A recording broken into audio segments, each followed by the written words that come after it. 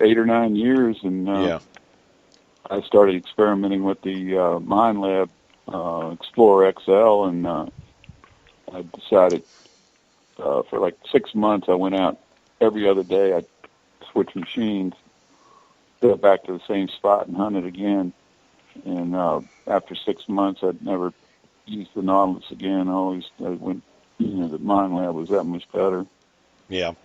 And That's technology getting improved. it was funny because a lot of relic hunters got upset with me. And, oh, no, it's, the Nautilus just is, the best thing in the world. And I said, some of the places I'm going to are, slightly mineralized, and I'm, a guy with an 8-inch coil with a Tesoro, came right behind me and got a couple buttons and a handset one time.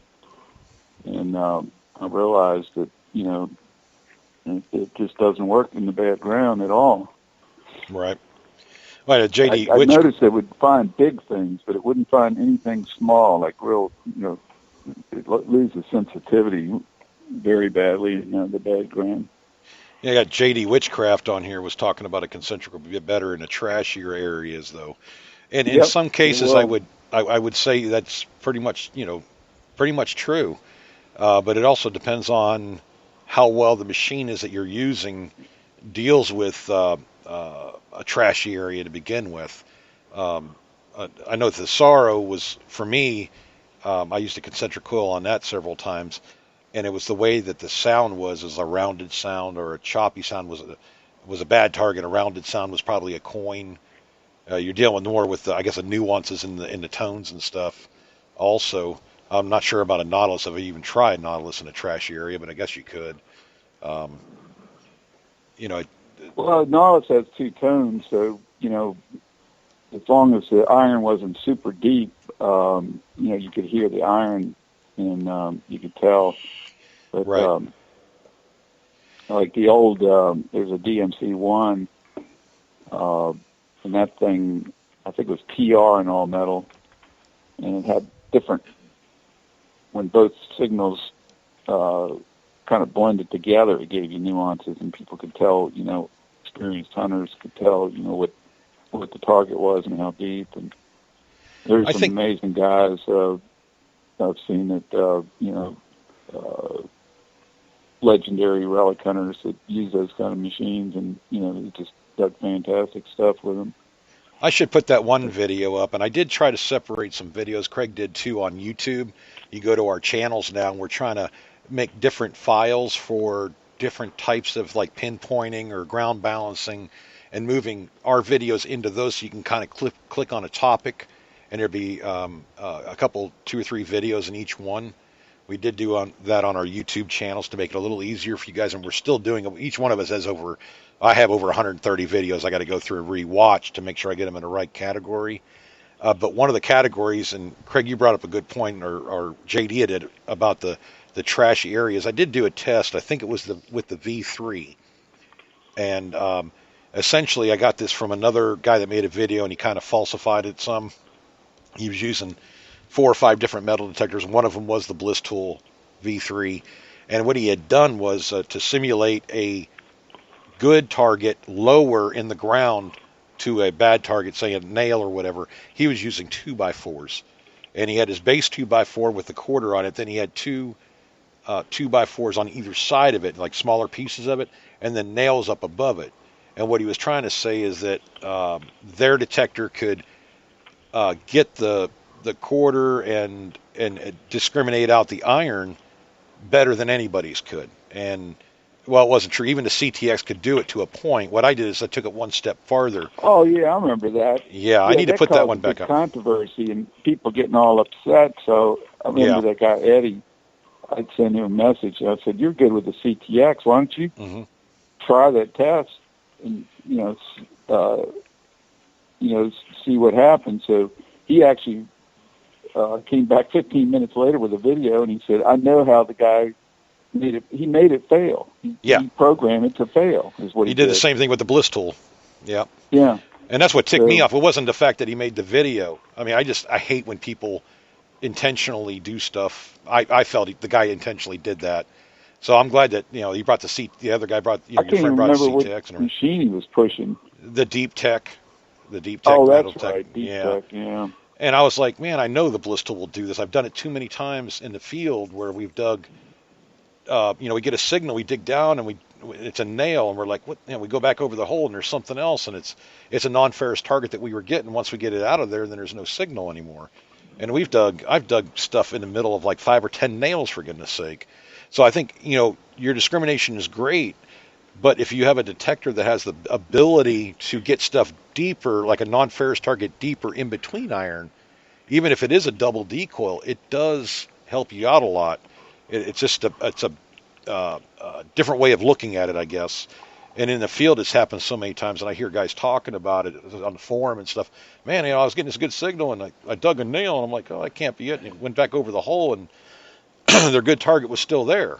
So they got, dig down even deeper, and they would get a quarter, dime, whatever the heck it was, and it just blew them away. It did me the first couple times it happened. Now it almost happens every time I dig a target. I'll always, if I go back in there with the pinpointer, I'll hear all these, things going off, and I'm pulling nails out of the sidewall and stuff.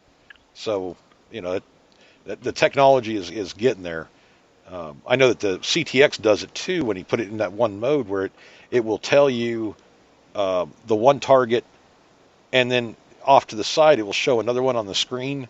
I don't know how deep that will go and be accurate, but I've seen that one analysis screen they have on theirs, and people have shown it to me that I guess it does work to a certain extent. So that's Mike, have you ever come across that yet? Nope, never played with that at all. Never did? Okay.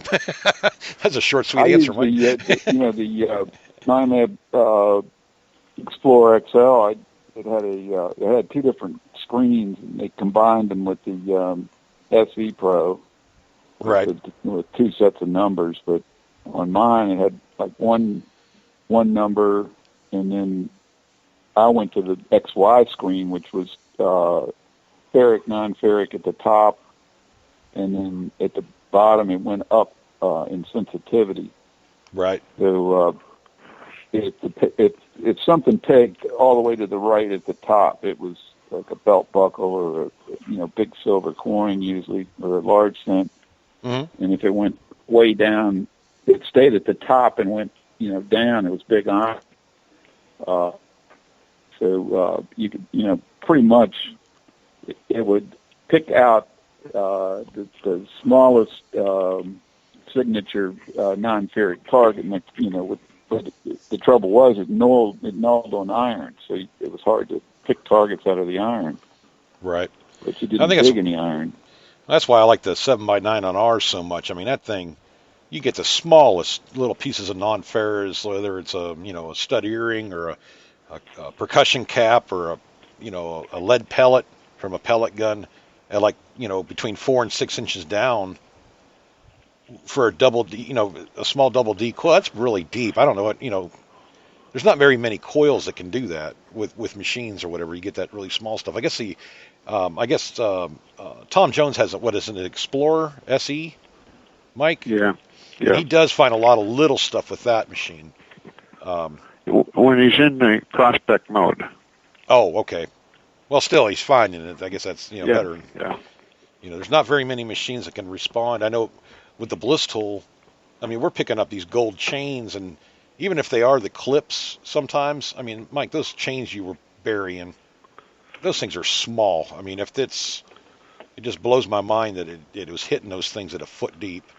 Still shocks me. Yeah. I'm the one that was doing it. So. I remember a guy that small in my coil. store one time wanted to sell me a early MindLab, and it was like a 1600 or something. It was a gold machine, and it had no discrimination. Right. But he wanted to demonstrate it for me, so he had this giant hot rock, and he put a dime underneath of it and went over it, and it went basically it was an all metal machine, but it hit the dime through the rock. Right. But, I tried it with several of my machines. I couldn't get it. But, I told the guy, I said, that's great, but, nobody's going to buy an all-metal machine to go metal detecting in a park or anything else, really. Yeah. Well, Darren Groves did that with basically a gold machine is all it is. I mean. Yeah, I think I put up that.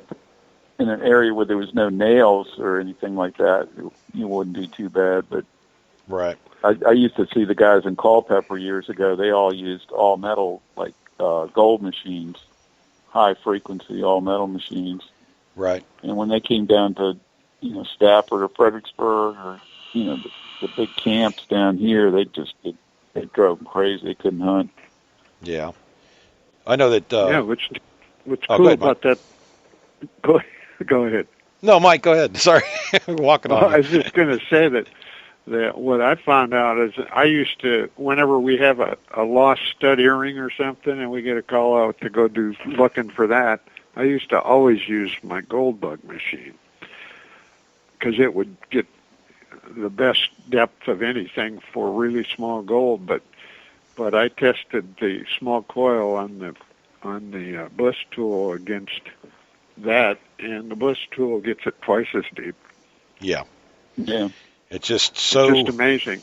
In that coil, the bigger coils don't, but No. that small coil just kills it. And the neat thing about the 7x9, and it helped me find a ring for somebody, is, if it's a fresh loss, even in a field or a lawn or something like that, that you get a double hit with that 7x9 coil. You get a double hit in each direction, up to I think 2 or 3 inches down in the ground. So that's like a dead giveaway. Anything that's shallow, I mean, if they just drop the ring or the earring or whatever, that's a dead giveaway. Okay, I got to look at that right away because that's a double hit, and a lot of times that is your lost item anyways. So what we found is with a good man-sized wedding band, gold band, we just throw on the big 15-inch coil and run it a foot above the ground and just go zooming, and yeah. it just nails it. It just nails it. It's really funny. Really? It shocked you. Funny. Mike, I was talking about this when you were on vacation, I think it was, and I said, it's just seeing is believing. Once, if you ever see one of us out detecting the beach, or if you see somebody out there with a Blistel, go over and tell them to do a few of these things, and I'm sure they'll do it. I mean, it'll blow your mind. I mean, as this machine does stuff that the other machines don't do. They just don't do it. It shouldn't be able to do it, but it does. And it's one of the things is being able to tell iron or non-ferrous from ferrous just by pinpointing. I don't know any other machine that can do that. I've done a couple of videos on it, leaving it in all metal, and I can tell you which signals are non-ferrous just by the way it pinpoints.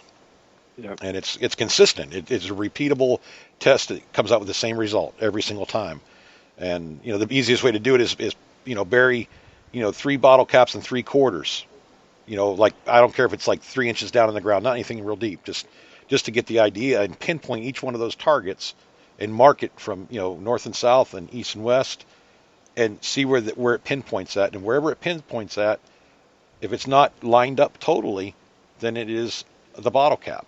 It'll be 3 inches off, thereabouts, every single time. So it's a really neat thing that, heck, even Ahmed didn't know that. And I found it by accident. It's just one of those, using the machine so much, you just find these little things, these little quirks that you just don't think about normally when you're thinking about other metal detectors, so.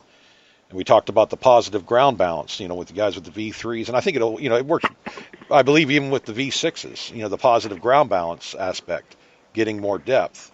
But that's an old trick that the old timers used to use with the older metal detectors. Always go to the positive side. I just take it to the extreme and go straight to 10, and it seems to work very well. Yeah, I asked Ahmed about it, and he said, it definitely, the only drawback is in mineralized ground or with very small targets. Right. It might lose a little depth, but with big targets, it'll actually pick them up, even deeper, I think. Yeah, it's like dime-sized targets. I can increase by 3 or 4 inches down on a dime-sized target, so it's significant. So, and I don't know if I, you can do the same thing by swinging a little harder over the target, and it seems to just improve the strength and discrimination. Also, I've had targets that were big iron, but they sounded good, and then all of a sudden when I start increasing the swing speed, all of a sudden it's